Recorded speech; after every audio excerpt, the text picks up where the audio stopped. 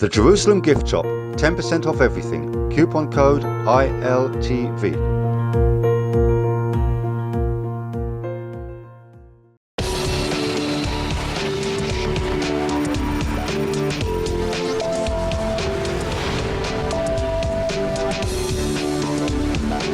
Hello and thanks for joining us from our studios in Israel.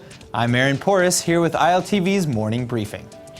Outgoing United States Ambassador to the United Nations Nikki Haley said on Tuesday that the U.S. peace plan for Israel and the Palestinians brings, quote, new elements to the discussion, end quote, and takes advantage of, quote, the new world of technology that we live in, end quote. These comments come while speaking at Ambassador Haley's last United Nations Security Council meeting before she resigns, and in which the Israeli-Palestinian conflict was the core topic. And while Haley gave no concrete details of what the long-awaited plan entails, she did say that she read it and that it is, quote, much longer and contains much more thoughtful detail than any previous plan. She added that the plan recognizes that the realities on the ground in the Middle East have changed in powerful and important ways, and that likewise the plan itself is radically different. What remains to be seen, however, according to Haley, is whether the response to the plan will be any different. She said that there are things in the plan that, quote, every party will like and things that every party will not like, end quote, but that no matter what, the international community and the Arab states in particular will need to support the plan if it's to be a success.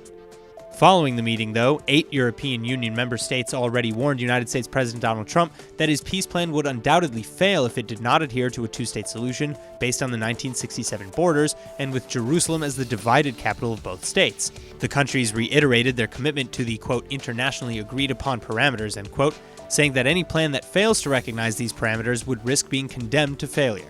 The joint statement was made by France, the Netherlands, Poland, Sweden, the UK, Belgium, Germany, and Italy. A 21-year-old man from Khalhulia was killed and 5 more were injured Tuesday night in a shooting at a gas station near the Megiddo Junction. The 5 other victims are still in the hospital recovering from their moderate wounds, and the police have stated at least initially that they believe the shooting to be criminal in nature and not terror-related. Still, the attack comes after an intense week of shooting and other terror attacks across the West Bank and in its immediate vicinity, like in Jerusalem's Old City, which left a baby and 2 soldiers dead and nearly a dozen others injured. In protest of the government's seemingly lax response to the violence, hundreds of Israelis from within and around the settlements have taken to the streets in a string of demonstrations where they're demanding much more aggressive action. Even Likud MK Oren Chazan said, quote, we demand Palestinian Authority President Abbas's head, and, quote, for every dead soldier we will spill the blood of 1,000 terrorists, end quote. Criticisms aside, however, the government hasn't been sitting completely idle. Earlier this week, Shin Bet head Nadav Argaman met with top PA officials to discuss ongoing and expanding security cooperations across the West Bank, and just yesterday, at the site of the December 9th attack in Givat Asaf, Prime Minister Netanyahu said that over the weekend, quote, there were 100 arrests, and yesterday there were another 36, and we will take all steps against terrorism, including additional steps. We will not tolerate terrorism from Gaza or from Judea and Samaria. We will hit it hard, end quote.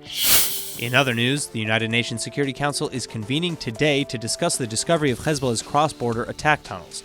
The meeting was called by the United States on behalf of Israel and will seek the international community's condemnation of the Hezbollah terror group, claiming that their tunnels are in violation of UN Security Council Resolution 1701.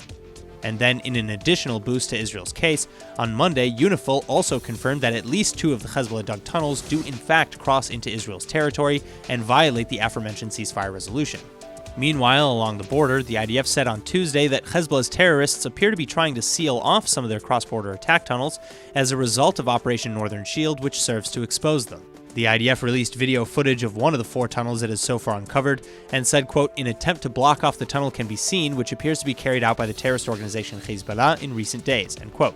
And while the IDF refused to give details on which tunnel was seen in the footage, which was filmed by a small robot, it did comment that this tunnel was constructed in a different way than other tunnels. It was wider and lined with concrete walls as opposed to limestone native in the area. The army also reassured Israelis, though, that none of the 4 tunnels uncovered so far presented any immediate threat to communities along the border. The tunnels are under surveillance, and once Israel uncovers them, they're filled with explosives and booby traps to prevent any further use by Hezbollah until they can be destroyed. Israel's already very high cost of living is about to get higher in a few weeks, with the government projecting tariff increases of 5 to 10% across the board. And independent analysts believe even these estimates to be conservative. But thankfully, after meeting with Finance Minister Moshe Kachlon on Tuesday, at least Israeli food giant OSEM has reportedly decided not to jack up the costs. For now. Originally announcing a raise in prices for over a third of their products along with several other major food companies in Israel, OSEM has now decided to postpone those raises. Still, the other food companies are still looking to raise the cost by up to 5%, and aside from increases in municipal taxes, food, water, and electricity, consumers are also facing price hikes on the exchange rate, travel, car insurance, cell phone plans, soft drinks, dairy, and even toilet paper. In response to the intended hikes, Yellow Vest protesters inspired by similar demonstrations in Paris took to the streets of Tel Aviv as well as to the Knesset committee chambers to demand that something be done. They hope to spark a similar rally to that of 2011, in which hundreds of thousands of Israelis stopped up Tel Aviv and a few other major cities.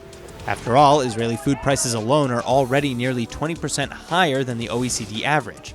Finance Minister Kahlon replied to the protesters, however, saying, quote, "You can take off the vests, we're taking care of it.